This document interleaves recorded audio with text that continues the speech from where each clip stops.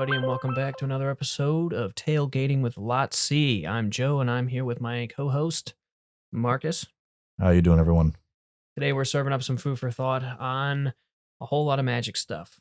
Yes, it's been a busy couple of weeks here with the hiatus we've had, but yes, stuff to catch up on. stuff to catch up on, and we're going to start off with just the other day, August 24th, Monday, BNR announcement, historic, Feel the Dead, banned. About time. It is about time. Because it was probably one of the last things remaining in historic that was Degenerate. just degenerate. You know, a card that wasn't legal in Pioneer anymore. Didn't make much sense to me in historic, especially. They literally put an hour of promise. It was the card that was enabling it so much in historic the entire or in Pioneer the entire time. Mm-hmm. This made so much sense. I was like, you get it out of here. Right.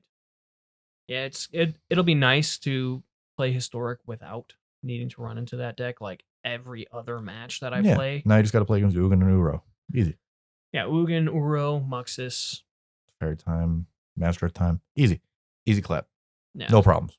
But at the end of the day, none of those feel as bad as Feel the Dead because it's like they're just constantly getting value. Yeah. And I'll board wipe, and then in 2 turns later, they have another 40 power on the board. If you're playing, there's nothing you could do about it. You know, I like A trophying an Ugin because I'm like, oh, problem solved. Let's Planeswalker down. Don't want an A trophy of Field of the Dead. Feels quite crappy. Because they already probably have more than one on the field, and then it's like, well, now you just gave them another zombie. Then they're just going to play Golos and grab another one. It's like, well, without surgical and extirpate or anything in the format, it's like, what are you going to play? Unmoored Ego? They already got 7 lands by the time you try to play that card. It's over. Right. What are you trying to do? Who's playing Dimir anyway? Not enough people. Not enough people. Nope. So, yeah, I mean, that's kind of a simple topic here to discuss, but... Yeah, there's not much more to add otherwise. Everyone said it, but, you know, that's just the 2 cents. Feel the Dead is gone. Yeah. In historic. For all of you playing it, suffer. For shame. Wait for the next deck to pop up that you can just grab a hold of and not have to worry about. You'll get another one, trust me. Unfortunately, all these decks now they have to resort back to Uro and Ugin again. Come on. Oh, and they're gonna play, Nissa. Oh. Nissa, come on. I didn't have to play her before. What a drag. What the heck? What a drag. So in other news, we had a couple secret layer drops in between our last episode and this one. We had the slime time. Something. All the something oozes. Like that. Slime time. So that was a really awesome one. And we also got an Every Dog Has Its Day secret layer. Dog cards. You feel like dogs are going to like this secret layer. Yeah. I think they're a little bit uninspired. You know, they're cute. I mean, it's hard to mess up that. Mm-hmm. But it's like, could have done more. But it is what it is. You like dogs, you're going to like the cards. I like the Lightning Greaves, the Dig Through Time. The other 2 are all right. Yeah, they're cute. It is what it is. Mm-hmm. The Slime Time, however. Fantastic. Those I love. The artwork is beautiful. Yeah, it's gorgeous. Especially on, what is it, Void Slime? Oh, with the witch on it looks so good. I want to get them so badly, but I'm like, I don't know. They're a little expensive. Obviously, at this point, when we're recording this, they're already all sold out as far as buying the secret layers themselves, which people could probably expect to get sometime in December. Yeah, no, just two months away about. No, wait, I'm sorry. 4 months away. My timeline's a little off. Yeah. So, yeah, their shipping on the secret layers is always super delayed for some reason. I mean, obviously, COVID complications are a thing right now, but frankly, like when I looked at the Every Dog Has a Day page to pre-order them, and I saw expected to ship between October 31st, so Halloween, to December 15th. So mid-December. From Halloween to mid-December is when it could ship. Yeah, it's like I get we're not playing in an LGS probably for any time soon. Maybe some. But, I mean, 3 months? If I'm buying my cards, give me my cards. Yeah, it's $30 for 4 or 5 cards. And, obviously, like, Jumpstart had some shipping complications. COVID has interrupted a myriad of different businesses as far as shipments go. Jumpstart's a box. But yeah, I don't know. That not much of an excuse. Yeah, no, it's really cardboard. It is. It's already really kind of ridiculous. I'm paying $30 for 4 pieces of cardboard. It's like you're already getting a pretty good deal out of it on the corporate side of it. Right. But it's like then you can't. It's like you can put it in an envelope. I mean, come on, man. Well, this has always been like a big complaint that I've had for secret layers. Not only do I personally think that the product is a bit of a waste of money. I think it's okay if they do a secret layer and it has one of your favorite cards in it of all Yeah, time, if I a had a card you Pyromancer love one, collecting, I'd get one, of course. right? But you know, so I mean, I guess if they do another lightning bolt, but Hmm. the only one that I've purchased one from. True. However, overall, secret layers are not really worth True. the I money. suppose that's why they're a promo product at the end of the day. Makes sense, but even still, they're a bit ridiculous. But Yeah. good news, I think that you can get non-foil versions, at least of the slime time ones, which, thank goodness, because they cannot foil their secret layers. They figured it out. They're like, we'll make them flat. You want the cards flat. I get it. You want to play with them. We'll make them flat for you. Nice work. I think all around the world, there's a certain group of people who are very disappointed about this. And the people I'm talking about are tech deck users because they're not getting their skateboard ramps anymore. I know. It's like they're perfect. They're perfect. Overpriced a little bit for as far as a skateboard ramp, but they still, look good as a skateboard they're ramp. beautiful. They already got take your tech decks and you can do a little pew, pew, pew. little kickflip on it. Ollie, 200 points. That's a good skateboard ramp. Yeah. Obviously, bit of satire there, but yeah, Watsy, get it together. Like, I mean, I get it and a good idea of making this non-foil, but we didn't come to you and go, you need to make foils. You need to, like, you do this on your own and make it more expensive. Get it right. Here's the thing is there's been foils in the past that aren't curled. Yeah. For 20 years. I have some foils from different older sets that have been foils their entire existence because they were printed as such and they're not curled. But pretty much anything within the last like maybe 5 years, Yeah, maybe no longer. they start curling It's instantly. rough. You know? And I live in the Midwest. It's not even that humid here usually. No. You know, imagine living in like in Florida. Yeah. Your humidity there. Oh man. Thing probably looks like a cylinder at this point. Yeah, you can't even read the card. Yeah. But, you know, not to be all negative, obviously, I really like the artwork on the slime. Yeah. Secret layers. I think it looks awesome. Yeah. Obviously the artists as they pay do an amazing job. So credit to the artists on this one. You know, they did impeccable work on these. And the flavor text on Void Slime. Oh. Just so good, so meta. So good. It's fantastic. All right, so moving on from Secret Layers, we have a few previews to look at for Commander Legends, which is coming out later this year. Some important announcements here. A lot of cool reprints. Obviously, we get like Commander Sphere and Command Tower. Yeah, of course. Command Tower naturally coming in with an extended artwork, borderless kind of looks good. artwork to it. Not new art, but yeah, no, not new art on it. But we promo nonetheless. We also got a couple interesting creatures, and starting off with the Prismatic Piper. Yes, a lot of controversy around this. I don't know if you've been paying much on Twitter to the controversy. A little bit. Because now that all the partner commanders now and previously have the ability to partner up. So say you had a Thrasios, for example, is a very, popular partner commander. Now, if you want to make him just tamer naturally and not have to worry about playing any other cards, you just want to have this in your commander zone and just be like, all right, I want to play Thrasios, but I don't want any other commanders. I just want to play red with it. Boom, there you go. That's how it goes. So you can have a Teamer Thrasios deck. People are upset about it a little bit. They're like, oh, it just makes it a little bit, redundant as far as deck building goes. But at the end of the day, because this is the first commander set being drafted, it's kind of a natural inclusion because drafting is already difficult as it is. Drafting a commander deck sounds like a huge problem to overcome. So you're going to need some mana fixing in there. So that just makes sense for it. I don't think there's a big deal about it. Right. I mean, obviously, like there's the different kind of rules that they've laid out for the drafting of, Commander Legends. But yeah, you're definitely going to want a little bit of color fixing if you're doing that. Especially if it's the first time doing it around, it's going to be a little bit of a difficult process. And this is a first time thing going on. So I don't see much of a problem with that. And then one that we've seen before, but I think is going to be a little bit new twist on it is Sengir the Dark Baron, who is now a partner commander. But what the interesting thing that happened is they released a new promo art for it, which is done by the original artist, which is Pete Venters. And that's pretty significant because, as Prof was explaining in one of Prof's favorite cards, he was the original artist. And then there was a lot of lore around the time of being, just some of Magic's like, history and nostalgia is like Sengir is important to it. So it was Mhm. really cool to see that they did a promo or a version with him as the original artist. I think that was pretty cool. And then a couple new partner commanders. We have Halana Kessig Ranger, which says reach 3/4 human archer. Whenever another creature enters the battlefield under control, you may pay 2 generic mana, and when you do, that creature deals damage equal to its powered target creature.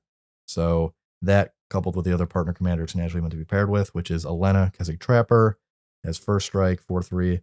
Add any amount of red mana equal to the greatest power among creatures you control that enter the battlefield this turn. So it's just naturally one fights, one adds a bunch of mana, cruel Mhm. colors, pretty typical archetype things going on there. Right. Gruel fighting. Yeah. Pretty typical. One thing I'm happy to see though is that as Watsy mentioned a little bit, a few months ago or a couple months back here from Mark Rosewater and that one live stream I think was, or was a Reddit Ask Me Anything about white getting a lot more power. Is that wasn't Ask Me Anything on Reddit, I believe, correct? Or he was talking about, I I'm believe not that's what it 100% was. certain. I think he was doing that, but a card they previewed that's going to be new is called Keeper of the Accord, which is a 3/4 human soldier in Mhm. white. At the beginning of each opponent's end step, if that player controls more creatures than you, create a soldier token. And then at the beginning of each opponent's end step, if that player controls more lands than you can search your library for a basic plains and put it on the battlefield, which is huge for white ramp. That is huge. Finally. I mean, that's got a I mean, it's kind of like a land tax Yeah, on a it fits creature. the theme because land tax has already been there, and it's like Right. tokens white, of course. It makes sense. Fits the theme a lot, and I think this will definitely help mono white builds, or builds that are playing white heavily. Yeah, because they always fall behind in mana ramp. Mhm. Obviously they can get mana rocks to the heart's content, obviously, but it's like it's hard to get that actual physical ramp out into the battlefield as lands, Definitely. because artifacts getting blown up and then they're way behind. And so it's about time a card like this is gonna be an expensive card. This card's gonna be super expensive right out of the gate. It goes in every white commander deck ever. Mhm. And then one more thing to talk about for sure is the printing of the enemy commander lands finally. So now Simic, Boros, Orzhov, Golgari, and Izzet get all of their commander lands, which require 2 or more opponents to come in untapped. Yeah, this is going to be great for uh budget, I think. Yeah, absolutely. Um Obviously when you don't have unlimited funds, you don't have access to every single duel that's out there, whether it's shocks or true duels or fetch lands, whatever. Mhm. So it's always nice to have the additional lands, and now that they're in every color, uh, just makes it so much easier to build decks. Mhm. And then a couple of notable reprints, otherwise that we know so far, is a reprint of Prosh, Skyraider of Care, which is a really Awesome popular card, Junk commander. very He's very popular. popular. And the reprint of Mana Confluence, which is really, really important, not only for lowering its price, but especially for Pioneer because it's such a important land in that format. So Yeah. that's really nice to see. But upgraded to Mythic, I don't believe it was a Mythic beforehand in Journey to Nyx. I believe it was rare. Um. So I believe they made it into a Mythic. Yeah, it was a rare in Journey to Nyx. So that's a little bit interesting, you know. Make it a So little less of a common reprint for it, but right. yeah, I mean anything to get the price down a little bit. I Yeah. mean, because Mana Confluence is sitting at like $20. Yeah. $20. I remember when I picked up Mana Confluence just before Pioneer came out, like maybe a month or so before, and I think I spent maybe like $8 on him. Pretty good deal. So I mean, then Pioneer came out and it instantly became like the best land for doing 3-color three decks. color decks. You need it. So everyone started buying them, and the price skyrocketed. So this is a great reprint, Yeah. and the artwork is awesome. Yeah. It's fantastic artwork. Looks kind of like a mage's sanctum Mm-hmm. overlying a river. Very cute. Cute. So, yeah, that's about that for Commander Legends so far. Oh, the 41 new partner commanders. We're going to talk about that.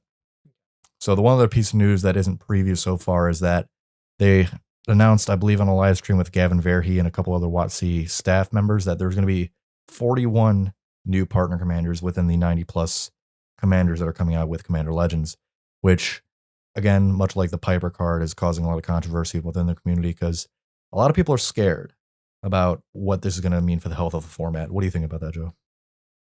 So I think that already in Commander we have such a such access to broken cards.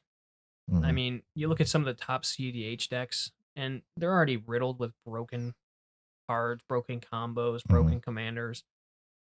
I don't think, in my opinion, that all these partner creatures are going to be any kind of devastation to the format at all. I think that there might be a few very powerful cards, and I think that you might take a couple of the partners that we already have and Mhm. maybe pair them with something among this 41 that we don't know what it is yet, um, to create something a little bit broken. Then again, Commander's a broken format. Mhm. You know, you have turn one wins in Commander when you're Yeah. playing CDH. Things that Legacy is even hard to achieve. Like Right, vintage level stuff is happening in CDH. right. So at the end of the day, I think the format will be fine. Mhm. I think all it's going to do is just add a lot of diversity. Yeah, nothing is That's wrong all. with that. I think that's all it's going to do. That's the thing we definitely harped on over a few episodes of filling the podcast is that variety and diversity within the entirety of the community from top to bottom and every facet is the most important thing to do with the health of the game. Hmm. So I don't see a problem with it. And as you mentioned, like the partner commanders already come out. I don't think they'll ever even touch the level of what they were. Like Thrasios and cards like Vile Smasher. Hmm. I mean, they're ridiculous in the format. I mean, Thrasios Yeah. is broken. Hmm. And I think that when they were talking about the amount of combinations, yes, I believe that with the number of partners they're introducing, there's going to be a total of a little over 1,500 combinations of partner commanders you could possibly do now. Hmm. It's going to be almost impossible to play test that amount, no matter how much they've done internally and externally, bringing in people from like the command zone in. Hmm. You can't account for everything. Right. However, I do believe people like Gavin is, I think, a reputable WotC staff member. I think he's high up there. When they said they are very aware of what could happen, and they've done a lot of work to just try to make sure that it's not a bunch of power creep. Hmm. And I think that with what happened with companions early on in the year, I think they've learned their lesson. They're like, we've already kind of, screwed it up a little bit as far as other formats go. And we've seen what would happen if we're just not paying attention enough to it. So I do think I trust him here to say that they're doing their best. And although a couple might slip through the cracks, nothing is going to touch what happened beforehand as far as power wise. I And agree. as you mentioned, there's already ridiculous cards out in the format. I mean, come on. Muldrotha and all these, they're going to be more powerful than Muldrotha. I doubt it. I really doubt it. So I think that's the last to say anything about Commander so far, but hopefully more cool stuff in the future. Bring me a Mirror Commander and a better Mardu Token Commander. Queen Marchese is good. We need something better. I need a Mardu Pyromancer Commander deck. Please. And a Mirror one. Maybe it'll happen. If I get a Mirror Commander, well, let's not get ahead of ourselves. Your Battlesphere. Mirror Going Reservoir. in the deck. Mirror Reservoir. There's so many good. Not gonna hit myself. Don't get ahead of myself. Yeah, no. Commander Legends looks awesome. Yeah. So far. Yeah. Really excited for more previews. Previews is always, it's my favorite time Yeah. of the year. Yeah. Brewing's the best. And we got, September 1st is when previews start for Zendikar Rising. So we're like a few days away from that. Yeah. So I feel like 2020, There's so many products. as much as this year sucked overall, Yeah. as far as being a Magic player, There's a lot to look the forward amount to. of content and the stuff to look forward to, and Yeah. just constantly like every day, I feel like I'm opening up my phone and I'm seeing a new secret layer, more secret layer, promos, new from oh, Wizards. green. We didn't even talk about the green spellbook yet. That's coming out with the reprints. Yeah, true. We didn't mention that. Yeah. I mean, cards like Sylvan Library, Mm-hmm. Isan, Worldly Tutor getting reprinted. Yeah. I mean, that slipped my mind, and that's a huge product. Yeah, it was It's all crazy. all previewed at Command Fest. Yeah, but it's just like there's a product like every day. Mm-hmm. So yeah, although there are negative things, yes, Uro was terrible. Companions were atrocious. True. There's content, and content is at least something to talk about. Yeah, that's for definitely. sure.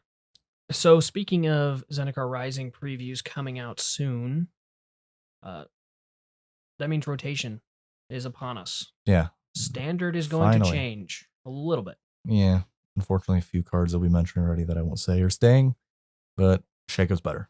At least it's something. So when we look at the card pool that we have, what's currently in Standard, disregarding whatever could possibly be printed in Zendikar Rising, because we have no way of knowing that at the moment. Right. What are, in your opinion, some of the top cards that you think are going to either continue to see play or maybe start to see play after rotation?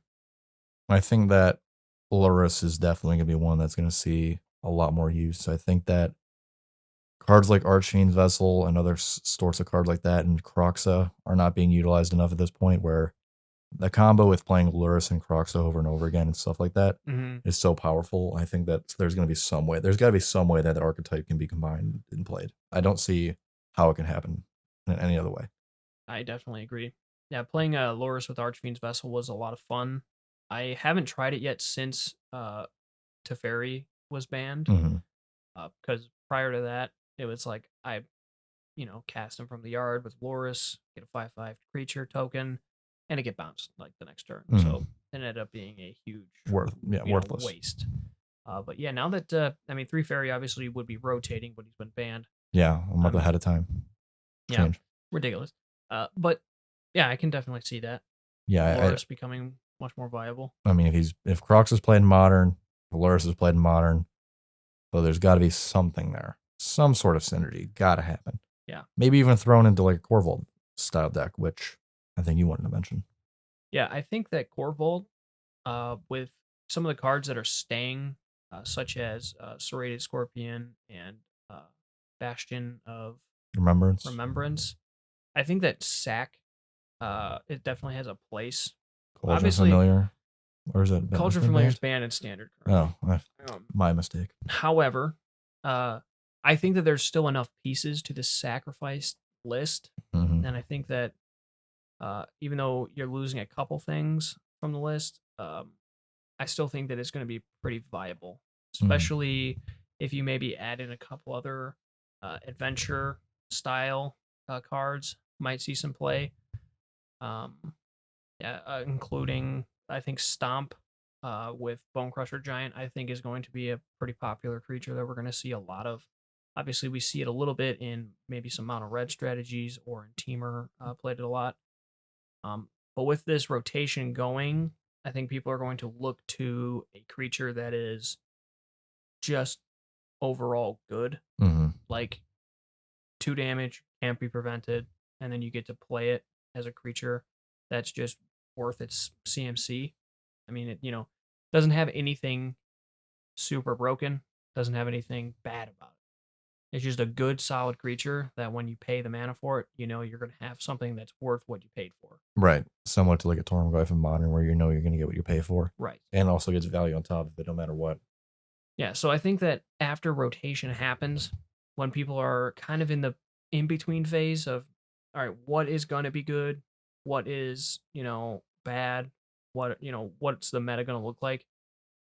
I feel like cards like Bone Crusher Giant are going to be winners there because you already know generally he's going to probably work for you. Right, of course.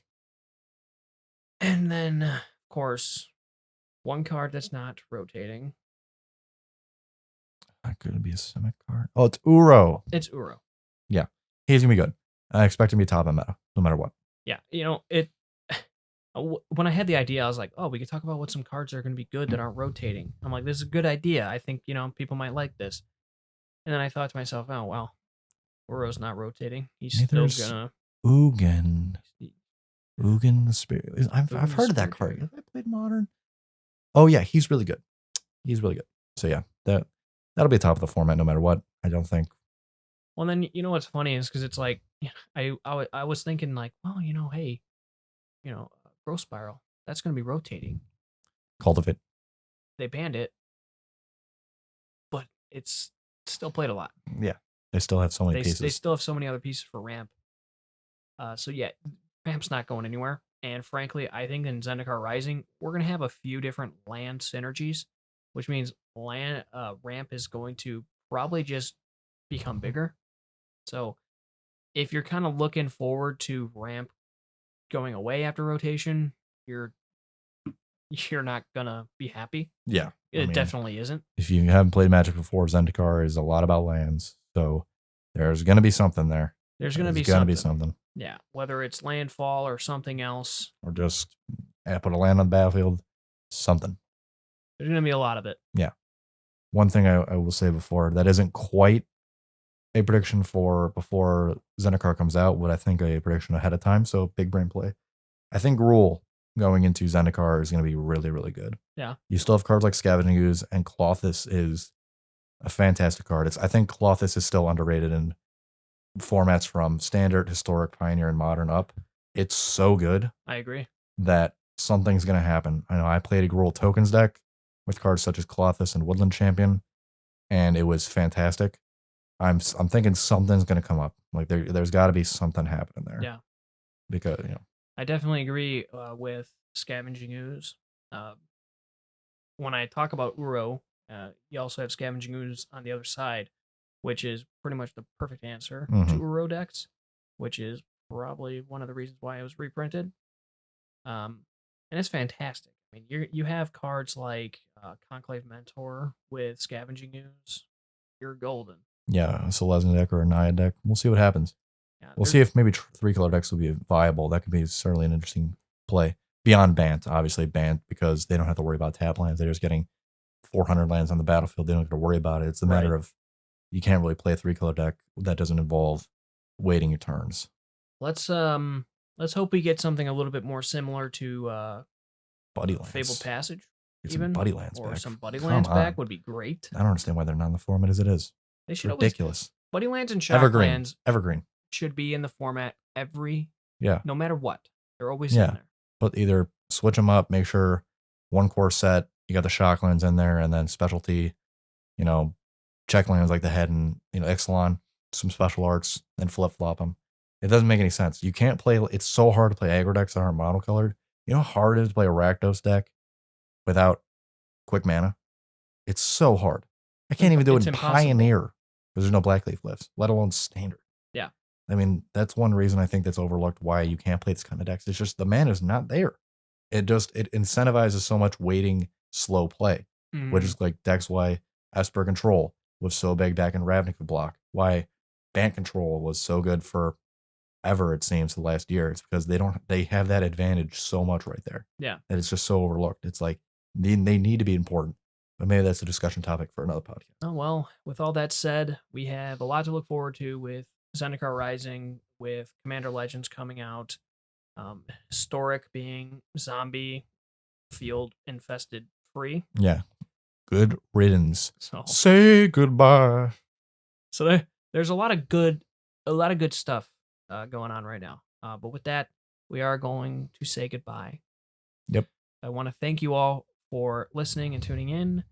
And make sure to pay your parking. Have a nice night. Thanks for watching. If you enjoyed the video, give it a like.